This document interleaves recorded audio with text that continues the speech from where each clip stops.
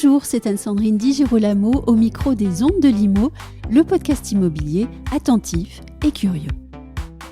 L'ancien ministre de l'Environnement Brice Lalonde et le député Antoine Armand ont donné une conférence chez Équilibre des énergies le 19 avril pour poser la question de la massification des rénovations en faveur de l'environnement. Parmi les sujets évoqués, celui de savoir comment faire pour accélérer le rythme, comment prioriser et comment trouver l'équilibre entre les objectifs quasi contradictoires de la préservation du climat, la décarbonation et les économies d'énergie. À la sortie de cette conférence, j'ai pu leur poser quelques questions, notamment celle de savoir si une réforme du droit de la copropriété est réellement nécessaire. Voici leurs réponses. Brice Lalonde, bonjour. Bonjour. Antoine Armand, bonjour. Bonjour.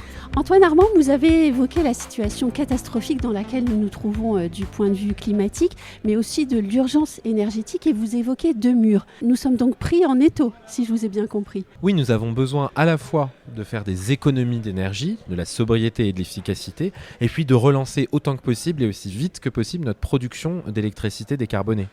Et vous, Brice Lalonde, à l'opposé ou bien en contraste, vous parlez d'un magnifique projet mobilisateur. Oui, parce que la transition énergétique, je pense pour moi que c'est le plus formidable projet pour la jeunesse française, à la limite pour la jeunesse du monde entier.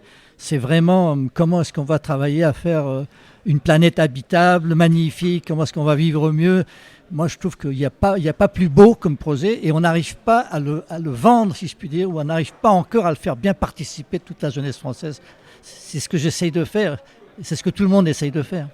Oui, effectivement, les obligations de rénovation énergétique des logements sont parfois incomprises des Français, en tout cas pour le moment. D'autant que le DPE place en passoire énergétique des logements qui pourraient ne pas en être en fait. En tous les cas, en effet, vous savez, une grande partie de ces règlements datent des années précédentes où on considérait que le nucléaire et l'électricité n'étaient pas satisfaisants ou on n'en voulait pas, quoi. Et donc, un certain nombre de bâtiments qui sont chauffés à l'électricité et relativement bien isolés ne devraient pas être considérés comme des passoires énergétiques. C'est purement un calcul arbitraire qui date des règlements d'avant, quoi. Antoine Armand, lorsque le ministre du Logement, Olivier Klein, annonce une réforme de la formation des diagnostiqueurs, qu'est-ce que vous pensez de ces imprécisions et de ces flottements à un moment même où on a besoin d'avancer ?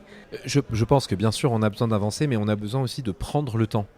Oui. De prendre le temps de savoir quels sont nos objectifs. On parlait des émissions de gaz à effet de serre plutôt qu'uniquement la consommation d'énergie primaire, de la question de la sobriété, de la question donc de la formation et de la capacité à bien mesurer. Et donc il vaut mieux avoir un temps de flottement, d'adaptation, de consensus pour pouvoir ensuite, dans les prochaines décennies, être efficace plutôt que de changer trop régulièrement.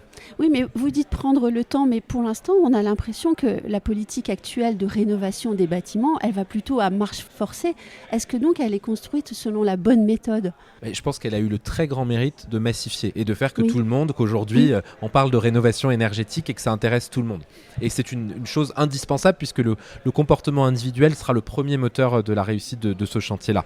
Ensuite, il faut maintenant qu'on devienne beaucoup plus efficace. Et donc, ça passera par la priorité donnée à la réduction de l'empreinte carbone. Ça passera par aussi la capacité à cibler des logements les plus énergivores, les personnes les plus en demande. Oui, au cours de la conférence, vous avez aussi indiqué qu'il ne faut pas se satisfaire de l'estimation. Alors, comment est-ce qu'on fait pour avoir une mesure plus précise et puis en même temps avancer quand même ? On fait ce que le décret qui est sorti récemment permet de faire, c'est-à-dire de collecter des données individuelles, anonymisées, pour avoir tout simplement ce qu'on aurait dans toutes les industries, un retour d'expérience, et savoir ce qui s'est passé pour des gens qui ont fait tel ou tel geste de rénovation. Est-ce qu'ils ont effectivement économisé de l'énergie ? Est-ce qu'ils ont réduit leur consommation ou pas ? Et vous avez aussi évoqué le risque de contre-productivité de certaines politiques, notamment en évoquant l'exemple de la pompe à chaleur. Comment est-ce qu'on fait pour infléchir ce trait ? Ça va avec la capacité à mesurer et donc ensuite à définir des bouquets énergétiques qui sont partagés par tout le monde. L'idée que quand on met le changement du système de chauffage à l'isolation, on trouve un bon équilibre. La toiture, ça a été aussi évoqué, c'est un ensemble de solutions qui doit être trouvé, potentiellement décliné d'ailleurs localement et qui permettra d'être efficace à moindre coût parce que Brice Lalonde le disait tout à l'heure pendant la conférence, on ne pourra pas non plus rénover tous les logements de manière extraordinairement performante à court terme.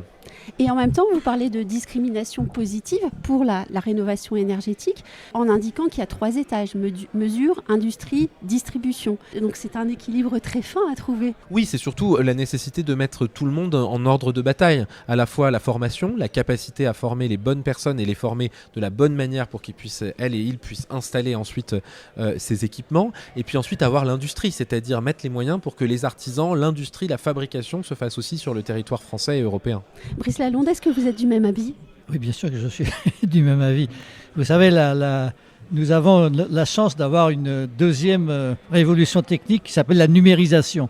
Et la transition énergétique, elle va bénéficier des apports de la numérisation, et notamment dans les maisons, ça s'appelle le pilotage. On a maintenant des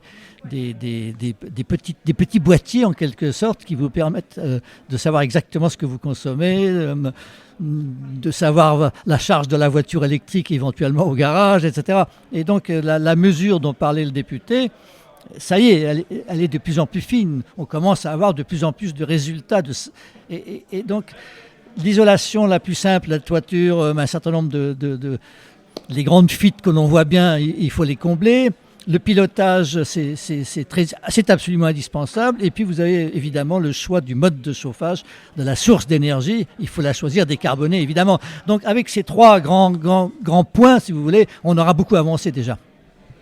Le gouvernement commence à évoquer une réforme du droit de la copropriété. Est-ce qu'il est réellement nécessaire d'engager cette réforme pour donc faciliter la prise de décision en copropriété sur la rénovation énergétique, principalement ?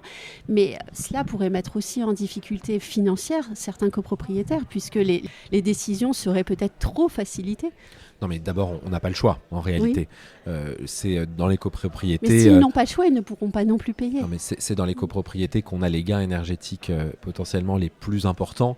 Et donc, avoir un tiers de copropriétaires qui pourraient bloquer des chantiers là où les 2 tiers sont prêts à le faire, c'est très problématique. Après, dès lors que vous mettez des obligations ou que vous réduisez ces seuils, il faut qu'on puisse accompagner les plus vulnérables, qui sont d'ailleurs accompagnés. Et d'ailleurs, le choix n'est pas toujours un choix budgétaire, c'est aussi un choix dans le cycle de vie du logement, où on se dit qu'on ne va pas le garder encore très longtemps, et donc on préfère finalement retarder les travaux. Mais face à l'urgence, on ne pourra pas garder les règles qui correspondent en fait à des règles de gestion qui n'ont pas grand-chose à voir avec l'urgence climatique. Ou peut-être aussi la démocratie finalement vire parfois à la cacophonie. Sans doute. Oui. On a eu le même problème avec l'installation des points de recharge de voitures dans les parkings collectifs de ces immeubles. N'importe qui pouvait bloquer en quelque sorte la volonté de ceux qui avaient des voitures électriques et qui avaient besoin de mettre un borne de recharge. La loi y a pourvu maintenant, ça y est. Et une dernière question, puisque cette année MaPrimeAdapt va être lancée. Elle va faciliter l'adaptation des logements au vieillissement de notre population, qui est très important. Mais d'un autre côté, on a la rénovation énergétique avec d'autres aides, comme MaPrimeRénov' ou les C2E. Est-ce qu'il ne faudrait pas conjuguer les efforts et les aides de ces 2 chantiers importants de rénovation en France ? Si, et d'ailleurs, le gouvernement ne fait pas de choix entre les deux. Il crée MaPrimeAdapt. Mais il les sépare. Parce qu'il y a des travaux qui ne sont pas du tout de l'ordre de la rénovation. Quand vous mettez un escalier, quand vous mettez un monte-charge, un monte-personne qui permet de continuer à vivre dans son logement, ou que vous revoyez la hauteur des sols pour que vous puissiez passer avec un fauteuil, c'est des choses absolument indispensables. C'est du maintien à domicile, c'est du bien-être pour les personnes, c'est des économies aussi de logement, de place dans les EHPAD. Tout ça est vital et donc il ne faut pas opposer les 2 situations. Puis en plus de ça, regardez, depuis le Covid, on travaille de plus en plus à domicile. Et donc la rénovation énergétique, l'adaptation aux personnes handicapées, il y a aussi maintenant le travail à domicile. Tout est en train de changer. Un grand merci à tous les 2. Merci beaucoup.